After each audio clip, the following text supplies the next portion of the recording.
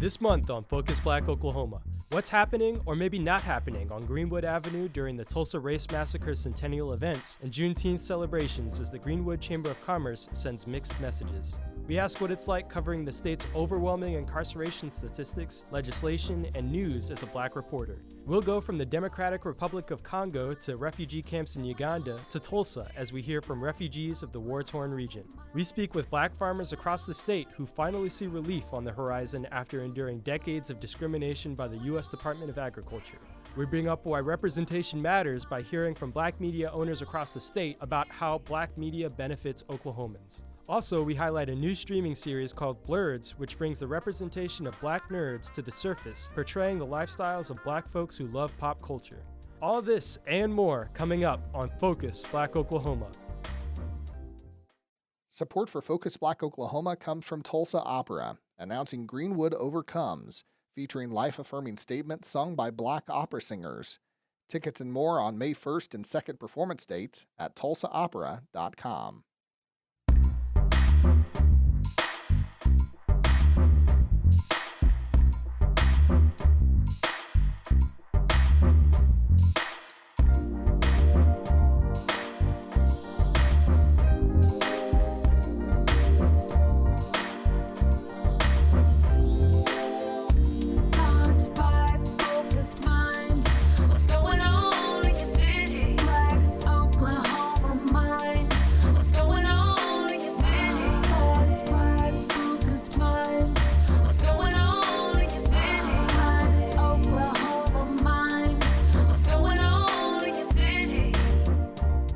Focus Black Oklahoma. I'm Ariel Davis. And I'm Colby Webster. On March 24th, 2021, 2 emails were leaked from sender Dr. Freeman Culver, board chair of the Greenwood Chamber of Commerce, to the City of Tulsa's Special Events Permitting and Coordinating Team. The Greenwood Chamber, at Culver's helm, owns the remaining buildings on the last block of what was once the 36 blocks of the historic Greenwood District. In the first email sent March 17, 2021, Culver expressed that, quote, "The Greenwood Chamber of Commerce Incorporated does not want the roads closed for any events in May 2021 or June 2021 in our area, which is 100 to 146 North Greenwood Avenue. There are major security concerns for Greenwood Chamber board members, Greenwood staff, and Greenwood business owners. Do not shut down the roads in May 2021 or June 2021 for no event. Do not grant a special permit allowing any group to shut down our area. Do not allow a stage, do not allow vendors, do not allow anything in our area for May 2021 or June 2021, unquote." These dates coincide with the yearly Juneteenth celebrations as well as the commemoration of the 1921 Tulsa Race Massacre. I went to the 100 block of Greenwood to ask business owners if they agreed with security concerns and were against the closure of Greenwood Avenue to events for the 2 notable dates.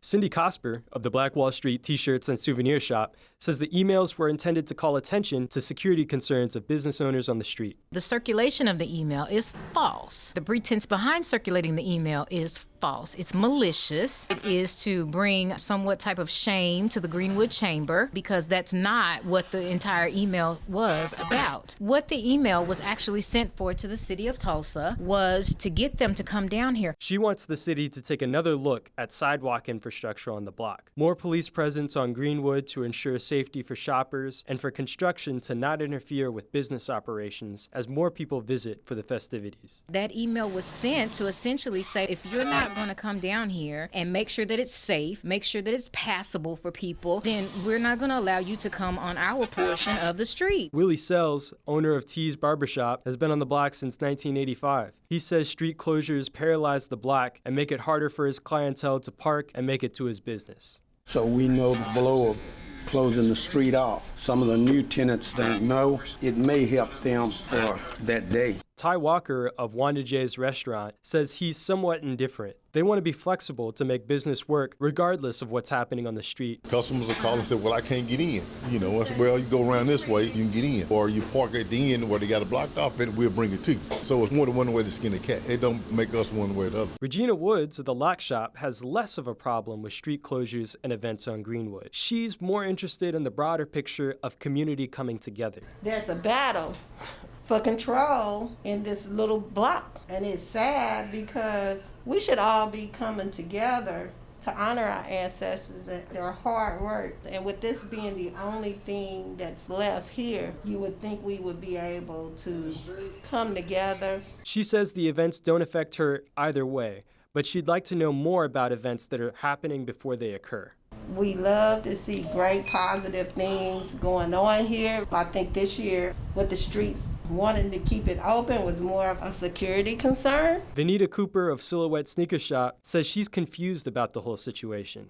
Road closures for events is pretty normal in cities, especially in downtown areas. Juneteenth and Centennial events are going to be really important for local commerce in this area. We need the foot traffic after going through a year where businesses had to close, events were all canceled. This is an important opportunity for all of us to reopen commerce and also to celebrate history in a way that it is deserved. She also emphasized the want to come together to honor the legacy of the more than 300 Black-owned businesses that once resided in the Greenwood district. She says the Greenwood Chamber of Commerce speaking for tenants on Greenwood makes that more complicated. Juneteenth last year was probably our best day in terms of revenue, and people were having to walk multiple blocks because of parking. I think it would be great if the city invested in some public transportation to help people get here or invested in more parking. Frankly, I'm confused. It would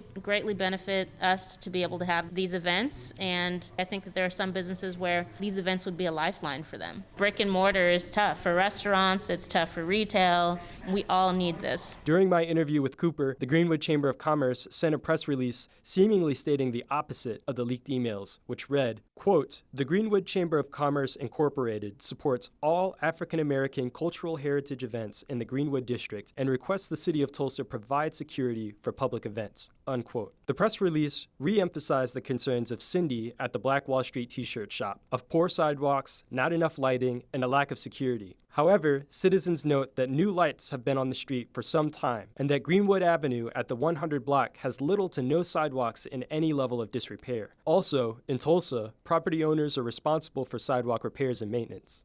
Only 2 businesses on the block are regularly open after 7 p.m. In a second leaked email dated March 19, 2021, explaining why the Greenwood Chamber did not want the streets closed from May through June of 2021, Culver said that, quote, "Quite frankly, we are being attacked and no one is doing anything to protect our current board members, past board members, current staff, and current business owners on Greenwood Avenue. These agitators are planning something very horrible and memorable for the Centennial in May/June." Unquote. The email linked to Facebook profiles of individuals who protested the eviction of Tori Tyson, owner of the Blowout Hair Studio, which was the longest-standing business tenant on Greenwood Avenue. The links included profiles of Christy Williams, who is the chair of the Greater Tulsa African American Affairs Commission, W.I. Smith, and Tyson, who was evicted in February of 2021. As of now, tensions continue as tenants attempt to recover from the pandemic and make the most of the upcoming commemoration and celebrations.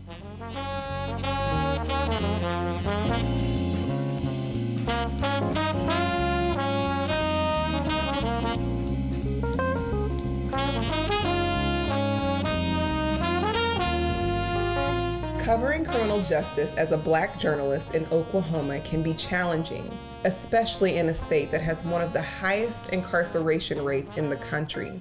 State Impact's Quentin Chandler has been on the beat for more than a year, covering officer-involved shootings, jail deaths, and those seeking to reform the system. He talked with Focus Black Oklahoma's Allison Herrera, who also covers Indigenous affairs for KOSU, and reported on the Supreme Court's landmark McGirt versus Oklahoma decision.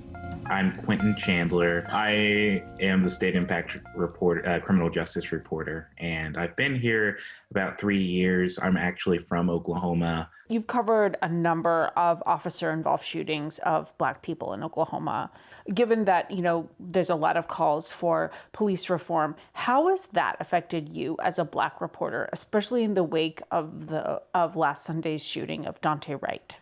The relationship between Black Americans and police historically and in present day has been a heavy part of my life for a very long time. The talk that Black parents have with their kids about being careful with the police and what to do when you get pulled over, what to do when you interact with police. Those are things that I started getting when I was a little kid. I can't even remember how old I was. It, happened so early. And so I definitely have feelings about it. At the same time, I have to remember, as a reporter, what are the most important things that are happening here? What are the most important stories to tell? What are the most important points to get across to people? Because again, there's a lot of feeling, there's a lot of things happening, but I think as reporters what we are supposed to do is focus on the most important, or what we think, what the public thinks are the most important, most effective conversations to have.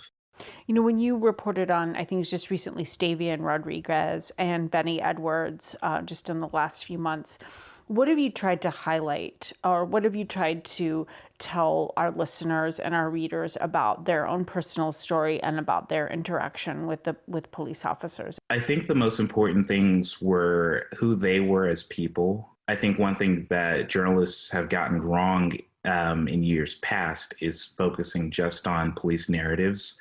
Like Benny Edwards, for example, was a man who had struggled with mental illness for decades, and he had a family that loved him and was taking care of him, and he sold flowers. He was an individual who had a lot of contact with the community. I think that is very important to get across to people in our stories, is who he was outside of this incident. Stavian Rodriguez was a child, and we know that children have not fully developed as far as their decision making goes, and it's also one of the sadder cases because he was so young at 15 years old. Also, looking at what led to the police's decision to fire lethal rounds. That's always an extremely important point, because that's like the main policy issue, right? Is if we keep on seeing these controversial shootings, what is it about the way we have trained our police and the permissions we have given our police?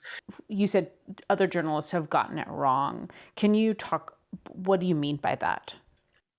In the past, and it still happens today, journalists sometimes, I think our profession as a whole has gotten better, but sometimes it still happens where journalists focus on the person's past. If someone gets shot, have they committed crimes before? Have they been arrested before? Have they been to prison before?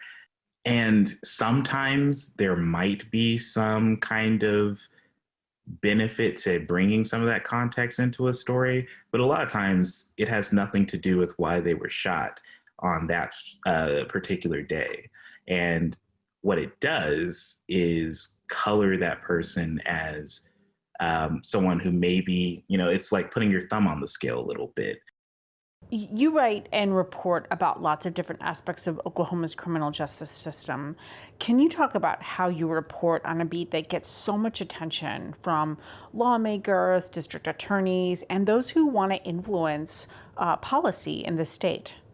With regard to reforming our criminal justice system and making it better, I don't think America has seen so much conversation. Everyone from law enforcement to regular people on the street to activists are trying to figure out ways to change the system and make it better.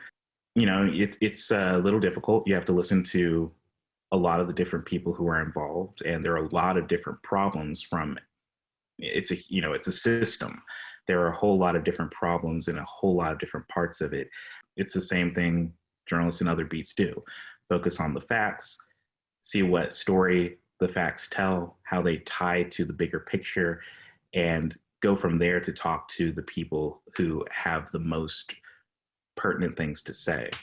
Well, Quentin, thank you so much for taking some time out of your really busy schedule to talk to me for Focus Black Oklahoma. Thank you, Allison.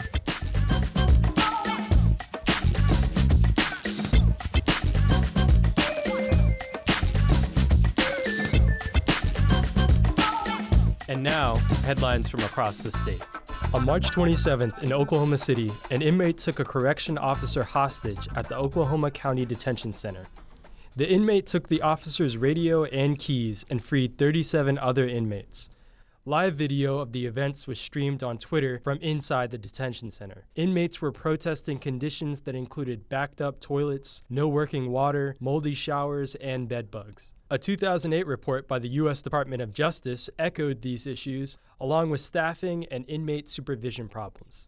Inspectors also found that the center was holding double its designed capacity of inmates. A February inspection by the Oklahoma State Department of Health found that showers at the Oklahoma County Detention Center were covered in mold and mildew, were clogged with standing water with a, quote, strong and pungent odor, unquote, and the hot water in one shower only measured 56 degrees. Inmates noted that the facilities, quote, had been in this condition for several months, unquote, and that access to a shower often came only once every 8 days. The report also observed that 3 inmates were living in a space that could safely hold only 1. It also mentioned a leaky roof filling the floors of the laundry, kitchen, and basement areas. The inmate in the March 27th hostage situation in Oklahoma City was killed by an OKC police officer. 1 corrections officer was injured during the altercation. Investigations into mistreatment of inmates have resurfaced in the midst of the uprisings. 4 Oklahoma County detention officers have been charged with unlawfully pepper spraying inmates, excessive use of force, assault and battery, as well as unlawfully shoving inmates. The paperwork for these investigations, which occurred from 2019 to 2021, was only brought to District Attorney David Prater on April 13, 2021. Earlier this month, a 74-year-old Black woman, Ruby Jones, filed an amended lawsuit against the Oklahoma City Police Department after her arm was broken while 3 officers were serving a warrant for her son in August of 2020. Police body cam footage that was released in February 2021 shows Ms. Jones crying out in pain while officers escort her to a police car with her hands behind her back. The footage also shows Jones demanding to see the warrant before the officers enter her home. Ms. Jones's attorneys are also suing the 3 officers involved, Dan Bradley, Ryan Staggs, and James Ray, and calling for their termination. Jones's attorneys state that they have yet to receive a copy of the original arrest warrant for Jones's son or a copy of the police report of the incident after filing an open records request. Earlier this month, the Oklahoma Supreme Court upheld the decision of a Cleveland County District lower court that the city of Norman violated the Open Meetings Act during a special session to cut Norman Police Department's $30 million budget by $865,000. $630,000 of the budget would have been used for community outreach, while the remaining $235,000 would have been used to hire an internal auditor to regularly review the city's budget. The special meeting was called on June 16, 2020, just 3 weeks after the death of George Floyd. An activist group called Norman Citizens for Racial Justice called on Norman's mayor, Bria Clark, and the city manager to defund and demilitarize the police. A violation of the Open Meetings Act can potentially void any decision rendered during the meeting. Tulsa attorney Demario Solomon Simmons is suing the city of Tulsa, the Metropolitan Area Planning Commission, and Tulsa Development Authority for failure to provide requested records regarding the 1921 race massacre. Failure to provide the requested records is a violation of the Open Records Act, which requires state and municipal governments to provide government records to ensure transparency and allow citizens to exercise their inherent political power. Simmons is a human rights lawyer and working to provide, quote, healing injustice, unquote, to the only known survivors of the 1921 race massacre. Simmons has filed 13 open records requests since January of 2021 and has yet to receive the records. A Holdenville teacher has been put on administrative leave pending an investigation into her calling a student the N-word. The incident was captured on video by a classmate's cell phone. The student in the video can be seen trying to leave the classroom during a confrontation with the teacher. The teacher is shown pulling on the student's backpack while the student holds both hands in the air. The student can be heard saying, quote, "You better watch where you touch me," unquote. And that's when the teacher responds, quote, "You better get over there, N-word, do it," unquote. The teacher has not been identified. On Monday, April 12th, Tulsa Public Schools unanimously voted to join Oklahoma City Public Schools to sue the State Board of Education. The State Board of Education recently attempted to settle a 2017 legal effort by the Oklahoma Public Charter School Association to allow charter schools to get an equal share of the revenue from the state's gross production, motor vehicle, and rural electrification association tax collections, state school land earnings, and county tax collections. The settlement has prompted legal action from the school districts across the state, including Skiatook, Jenks, Owasso, Chisholm, Lawton, Millwood, Sand Springs, Shawnee, and Yukon.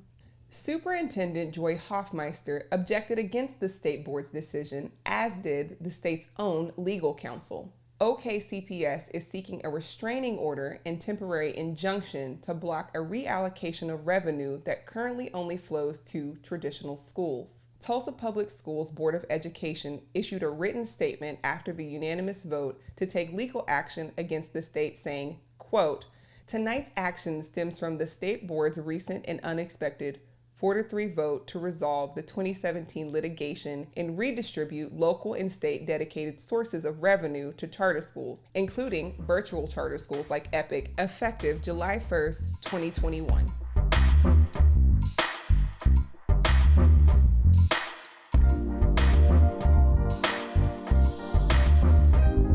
You're listening to Focus Black Oklahoma. Support for Focus Black Oklahoma on KOSU comes from the Black Church Traditions and African American Faith Life program at Phillips Seminary, with the Tulsa Race Massacre Commemorative Art Contest online at wherefaithleads.com/art.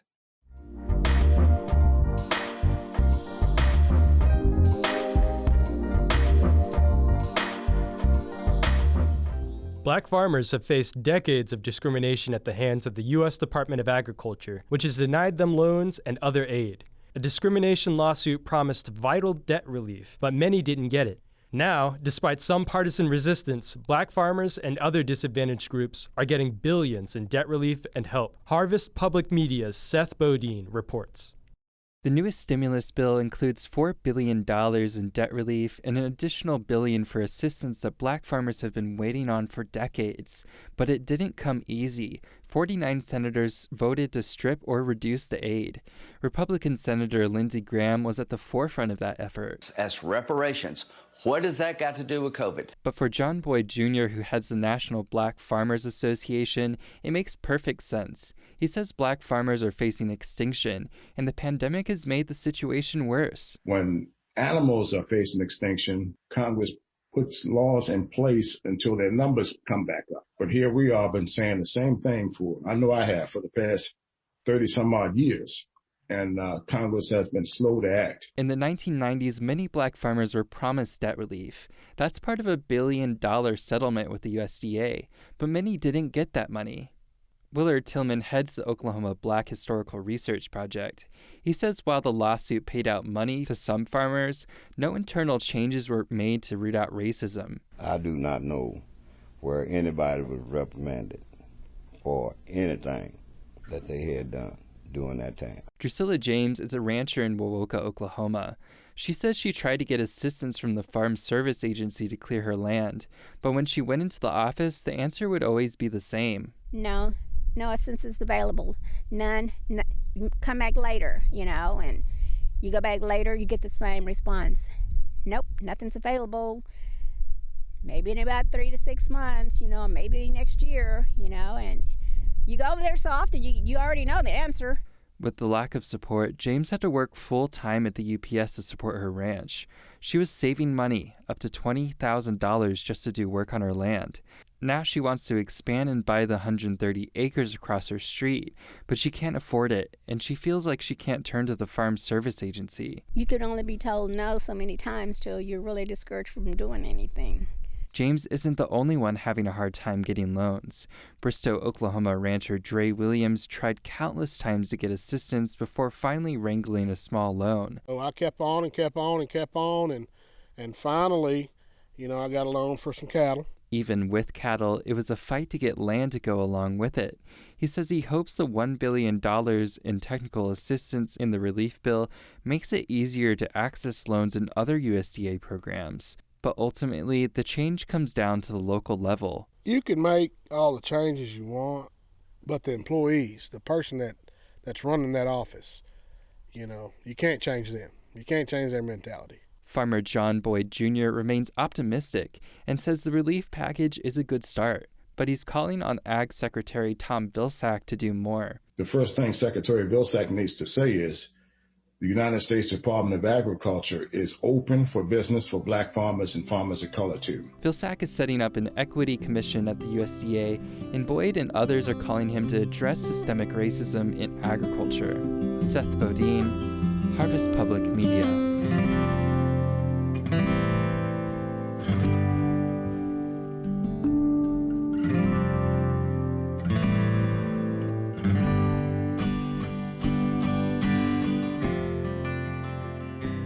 Next up, we feature a family of refugees from the Democratic Republic of Congo who relocated to Tulsa. They share their journey and what life is like in their new home. The life here, it's really good. And I think right now I can drive. I have my own car. When I was back in Uganda, I didn't have a dream like to have a car. To have a car was really difficult. That's Gino Ayuku. He's a 23-year-old refugee from the Democratic Republic of the Congo. He resettled in Tulsa in 2018 with his family. He and his family previously lived in a refugee camp in Uganda. Gino is joined by his cousin, Moses Asindu, and mother, Stella Bako. They spoke to me outside their 2-bedroom apartment in South Tulsa on a chilly afternoon. Gino translates for his mother.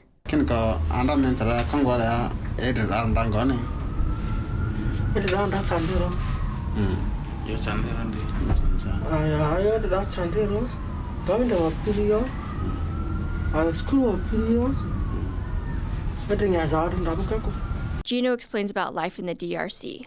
Life was really not good. The government was not stable. There was no proper schools, no proper roads. There was just fighting all over. There was fight, so there was no good life. The family fled because the Congo experienced 2 civil wars.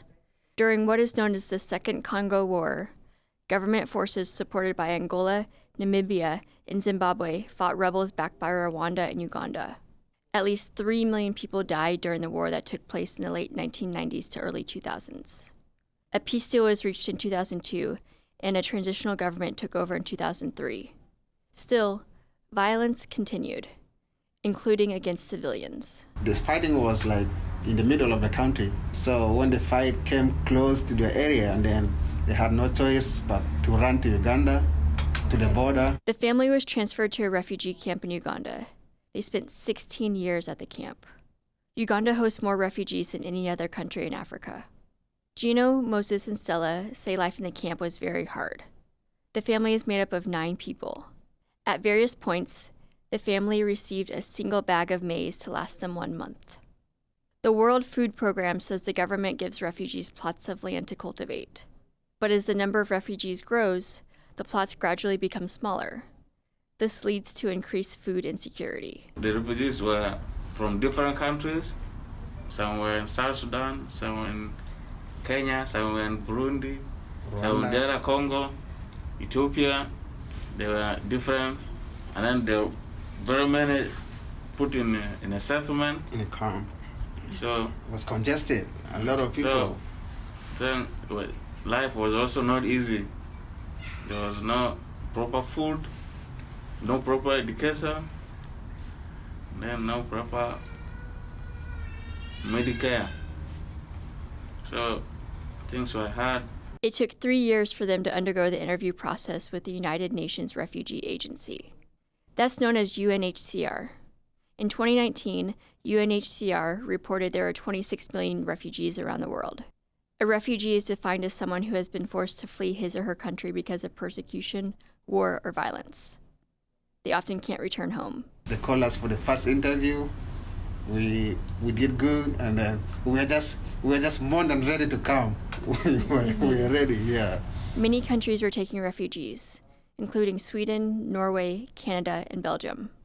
The family ended up in the United States, Tulsa in particular.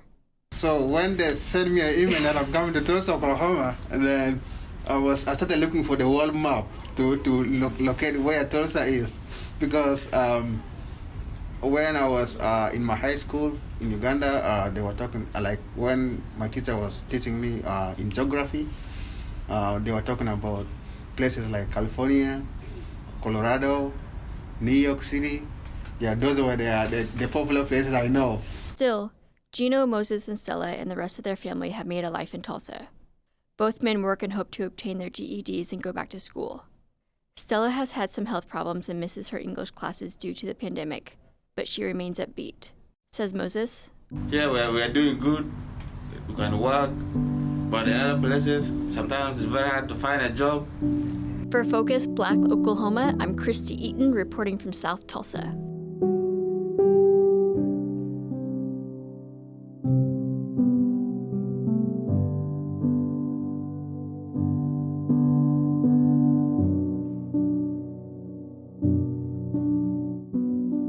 Tulsa area students have the opportunity to write the book on how they learned while picking up STEM skills in a new Tulsa Public Schools program, and they get paid doing it. Bracken Clark has more on Tulsa's City Lab sessions. City Lab is an educational employment-style opportunity for Tulsa Public Schools students in the 9th and 10th grades. It's a Public Service Company of Oklahoma grant-funded program that partners Tulsa Public Schools and Tulsa Community College. The focus of the program is to increase awareness of STEM, or science, technology, engineering, and math jobs, and STEM skills. But if you weren't told that, you wouldn't infer that from watching a session happen, or watching the presentations, or by seeing the products produced by the students who have participated in the program. Not that City Lab doesn't meet the STEM goals, it does. City Lab uses those goals as a jumping-off point from which it empowers students to be the owners and agents of their own educational journeys. Students drive the entire process. It's always exciting with students, no matter what age group. They have this excitement or this interest or this passion that's right below the surface. And as soon as you allow them and give them permission to show that, they just open wide up. That's Chris Mayfield, Okmulgee native and a current Louisiana State University graduate student. He's talking about the City Lab spring break session that wrapped up last month. Chris and G, who we hear from next, are both AmeriCorps City Year members and help to facilitate City Lab. They both work at Webster High School when not working with City Lab. It's nice being sort of what we call a near-peer facilitator, so we're closer in age to the students than the adults that they will typically be working with. G's father was in the Army, so they grew up all over the U.S. G graduated with their bachelor's degree in English from the University of Texas at Arlington. G, Chris, a Tulsa Community College facilitator, and me, full disclosure, I work with City Lab from the Tulsa Public Schools side, watched some amazing things happen to the students as they grew more familiar with STEM and jobs in the STEM fields. Here's G again. City Lab is a space for students to come up with community-based solutions. So they're going to come together, brainstorm, talk about, learn to discuss with one another for the first part, and then figure out what it would mean for them to get their hands dirty and involve themselves in that solution. And it allows them really to branch out, to experiment, and allow themselves space for creativity in a way that they're not allowed in school. City Lab asks students to interact with a user-centered engineering design framework. Students are asked to identify problems, engage in creative problem solving, present their solutions, and then enact those solutions. Part of City Lab's goal is to reach a diverse cross-section of TPS students. This means racially, this means from different points along the ability spectrum, across the non-neurotypical spectrum, and from the LGBTQ+ community. City Lab approaches the selection of students differently than other programs. City Lab is less interested in the grades students make or how involved they are in school activities and extracurriculars, and more interested in students who school staff feel would succeed in or benefit from an experiential learning environment. First, Chris speaks about this, then G. I think City Lab is best described as a place that encourages creativity, invites new perspectives from students who may not traditionally be as heard or feel as heard. This is a space where you can engage in constructive complaining. You all decide what direction this is going to go in. And then we'll get our hands dirty deciding what's the best direction to take, what's the best way to navigate working to solve that problem. Something that I didn't really expect was the level of engagement the students had. What was different was the way that they showed up to the space. And I think that was great exposure to the students of different ways that you can show up for yourself and for others, but also for myself. Students oftentimes experience school and a lot of systems as things being done to them. And this is them being able to put that into a space where they are doing school, where they're making school work for them, where they're making the community and the systems that they often feel trapped by work for them. And CityLab students are achieving at the highest levels. CityLab is held over spring break and over two-week summer sessions. Students can apply for 1, 2, or all 3 of the sessions. Last year's cohort aimed to improve the student experience of distance learning. The students produced 3 recommendations and presented those products to members of the mayor's office, the Tulsa Public Schools superintendent, and several executive directors of local and national community organizations. All 3 were adopted by Tulsa Public Schools. Those students changed the way school happened in Tulsa. This year, the students have chosen to work on access to healthcare, to mental health care, to food, and to education. And that work will take place in June. CityLab isn't as heavy as it might seem. Students work hard, but there are plenty of brain breaks, fun STEM activities, and games to break up the mentally taxing work of solving as of yet unsolved problems. I loved playing games at the beginning of every session. The best one was the art day, where I brought in some supplies that I'd picked up and just asked the students to demonstrate what kind of world they would like to live in. Every day felt like it didn't last long enough. And I was surprised that the students also felt that way. The end of the day would come and they'd go, man, I wish we had more time. And I was like, wait, you guys actually want to do work? Like, so surprising. It made me definitely realize the difference between having things done to you and being able to do things is huge to them. Students are paid $100 per week and meet for 4 hours each day for 2 weeks. CityLab is open to 9th and 10th grade students from Central, East Central, Hale, and Rogers High Schools, and students in the 9th and 10th grades attending the Tulsa Virtual Academy. If any of this sounds like something a student you know would be interested in, please encourage them to contact me at klarbr@tulsaschools.org. For Focus, Black Oklahoma, I'm Bracken Clark in Tulsa.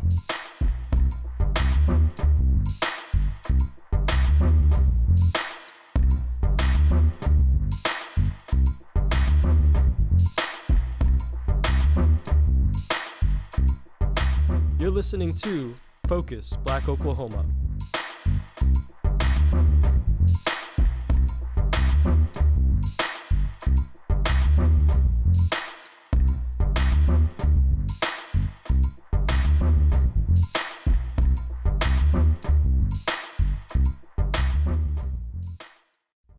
Support for Focus Black Oklahoma comes from 108 Contemporary, announcing the exhibition My Soul Looks Back and Wonders How I Got Over, featuring artwork by Skip Hill and Letitia Huckabee, created in response to the Tulsa Race Massacre. 108contemporary.org.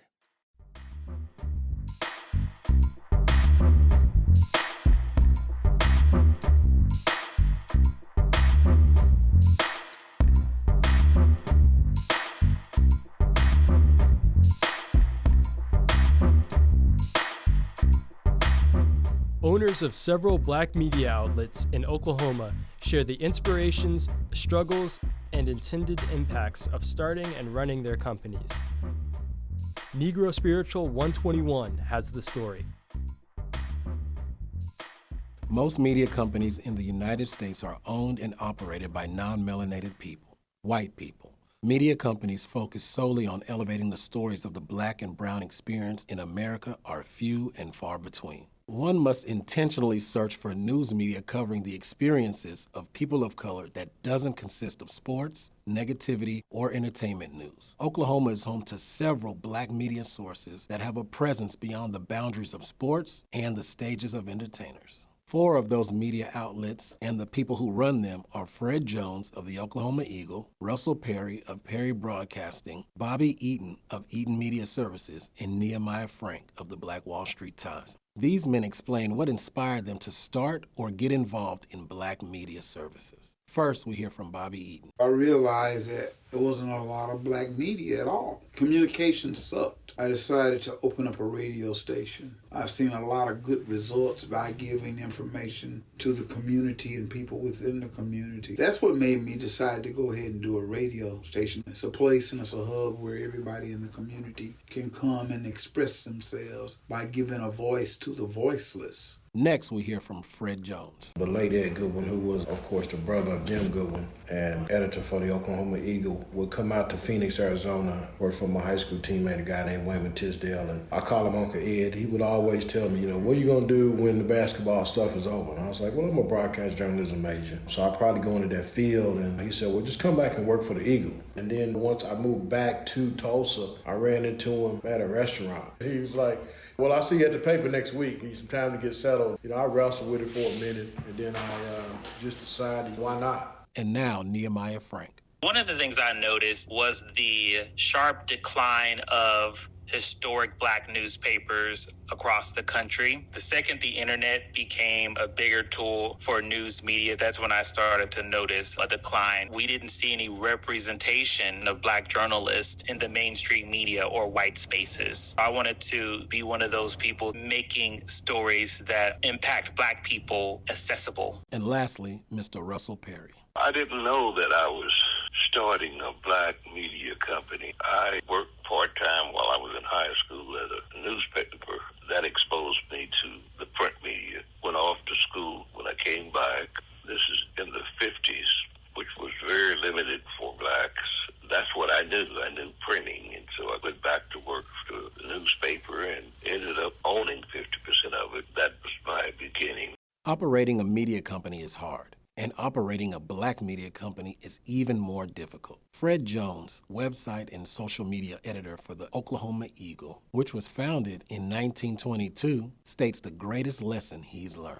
Persevere. There have been some times that you write or you publish something that people don't agree with, but you have to make judgment calls. What's happening in D.C. that's going to encourage people in Tulsa? What's happening in L.A. that can encourage people in Tulsa? Starting the radio station was not in Mr. Russell Perry's initial plans. He explains what drove his decision to expand into broadcasting. After being in the newspaper business, at some point in time, the youngster that was working for me came to me and said, Mr. Perry, we need a radio station. Never thought about that because radio is somewhat my competition. After thinking about it, listening to them, I looked into the possibilities of buying a radio station, and I thought it would be a good combination. I would have both, print and radio. Publisher Nehemiah Frank expresses the impact that black media has had on the city of Tulsa and across the nation since he founded the Black Wall Street Times. The impact is far and wide, and not just Tulsa. Even in Georgia, we've already made impact on school board races, endorsing candidates, writing about who's running and their background, putting out diverse opinions. When asked about their greatest regrets, their responses were relatively indistinguishable. I don't have any regrets. It's been good for me.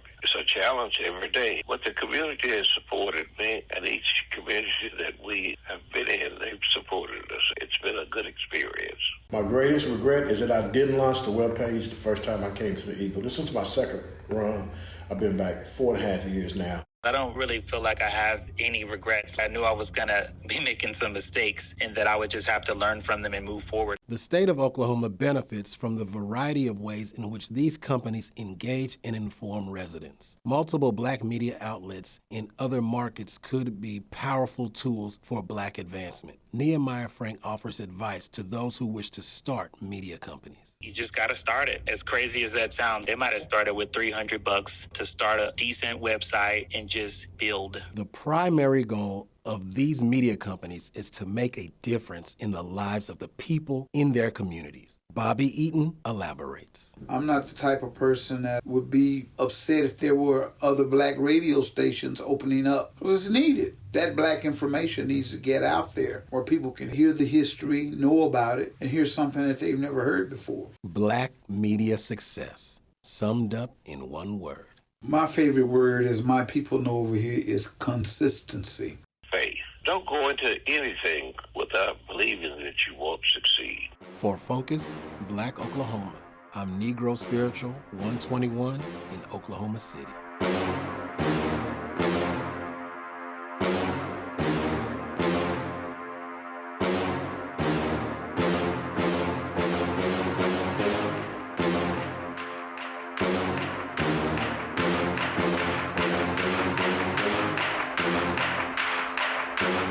A Tulsa creator is hoping to highlight the lives of Black nerds in a new series now streaming on Tubi. Contributor Devin Williams sat down with BLERDs series creator Hank Bird to talk representation and Blackness in pop culture. With the recent successes of TV series like HBO's Watchmen, Lovecraft Country, and films like Marvel's Black Panther, one could be forgiven if a person feels that the long tradition of excluding Black people from certain roles in the entertainment industry has finally come to an end. Even in 2021, excuses such as the lack of marketability are why Black stories, actors, and creators are so infrequent in mainstream media. That whole notion is a Hollywood myth. It always has been. I remember back listening to Fred Williamson in the Blaxploitation era talk about Black films and how they're perceived overseas. It was always BS. They talked about that back in the 70s. Fred Williamson, they used to tell him the same thing. This isn't going to work, blah, blah, blah. They're not going to like your movies overseas, all that. They told Melvin Van Peebles the same thing, all BS. Fred Williamson said, I took my movie, put it up under my arm, jumped on the plane, went over to Cannes, went overseas with my movies, and they did very well. Melvin Van Peebles did films in France and everywhere else, did very well. Up until this point, Black culture is loved all over the world. Black actors, Black comics, Black everybody. Come on now, Kevin Hart goes all over the world and sells out in countries you never heard of. BLERDs is independently created by director Hank Bird and actor-producer Aaron Michael King. BLERDs means Black Nerds. The show honestly and realistically depicts Black people as nerdy.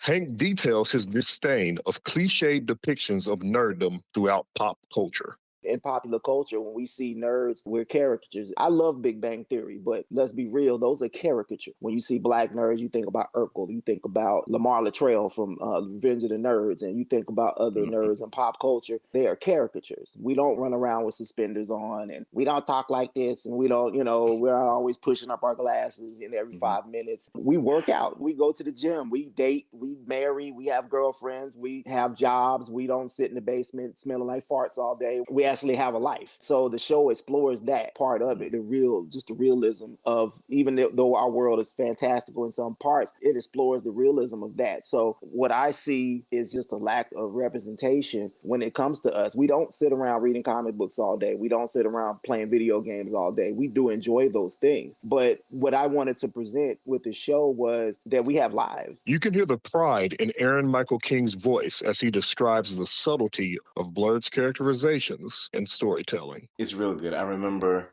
talking to someone after they had just watched the first episode, and they were asking me, well, where's the nerd part? And I was like, what do you mean? It's like the entire episode is about these three guys who literally give up their jobs to start writing a comic book company, start making a comic book. And they're like, oh, well, no, that doesn't seem very nerdy. I was like, well, that's the whole point. We're regular people. People of color have evolved beyond servants, criminals, and horror movie cannon fodder, and it is apparent that hashtag representation matters more than ever. Unfortunately, it's not just the Hollywood machine that stifles Black creators. Without support of local visionaries like Hank and Aaron, the demands for more Black perspectives in mainstream entertainment are counterintuitive. Here's Hank. People think that, when they hear Black independent content, it's going to be hood, it's going to be trash, the dialogue's not going to be good, the storylines aren't going to be well made, none of that. That's unfortunately old slave mentality. A lot of us are conditioned to think that content coming from us is going to be less than. The moment Black content comes out, you got Black people dumping on it. To control our own image in pop culture, we can't be passive in its creation. We also must support those who are already creating around us. You can watch BLERDs for free on Tubi. Make sure you follow Hank at Screenwriter Hank on Instagram. Aaron Michael King can be found under his name on Facebook and Instagram. For Focus Black Oklahoma, I'm proud nerd Devin Williams in Bartlesville.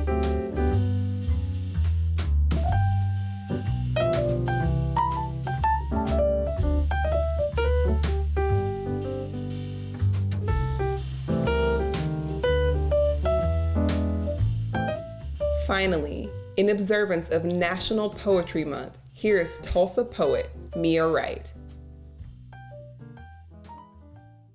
For white girls who cosplay black girl pain when winning at every game ain't enough. You are tired of my stories, these violent songs laughed into my thighs. This slit scar and rainbow ain't enough. You've grown bored with the taste of my tears, too much tannin and no real leg. Uncomplicated on your tongue, it don't blossom, but your hungry coffin mouth stay swallowing. You wonder why I don't wonder why. When you lumber clumsily into my skin, whining about the weight of this armor, when you've never even seen war.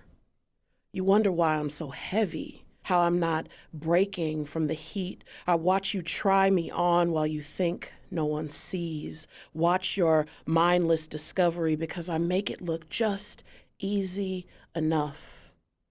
You think your uncompromised lungs could sing this blues better.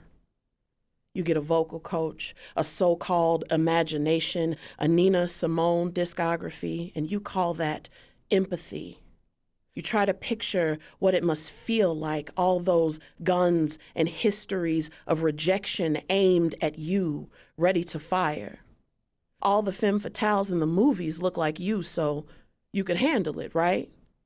But this invisibility in my bones ain't no fast fashion. While you go thrift shopping for ethics or for fun, heart disease and generational trauma try to ensure I die forever 21. See, every black woman you think you've met is on a first name basis with death. I even know how he takes his tea. And I'm sure he'll tell you himself. White girl, in 80 years, when you die of the privilege of old age, resting in the bed of your best intentions, I'm sure he'll tell you then what you're dying to know now. No, you could never afford to be me.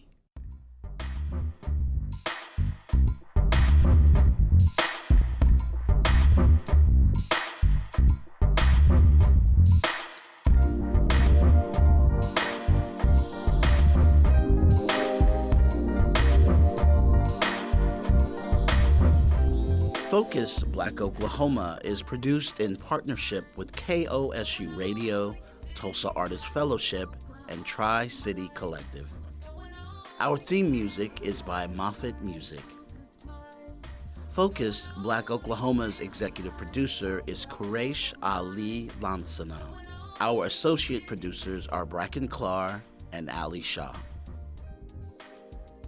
Visit us online at kosu.org, tricitycollective.com/Focus Black Oklahoma, and YouTube at Tri-City Collective.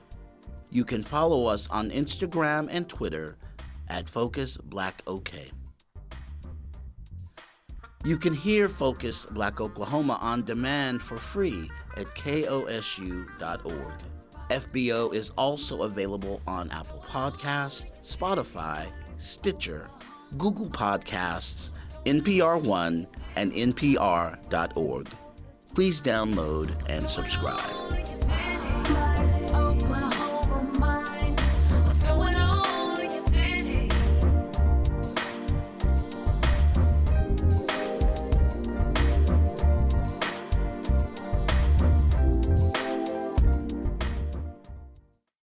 Support for Focus Black Oklahoma comes from Tulsa Opera, announcing Greenwood Overcomes, featuring life-affirming statements sung by Black opera singers.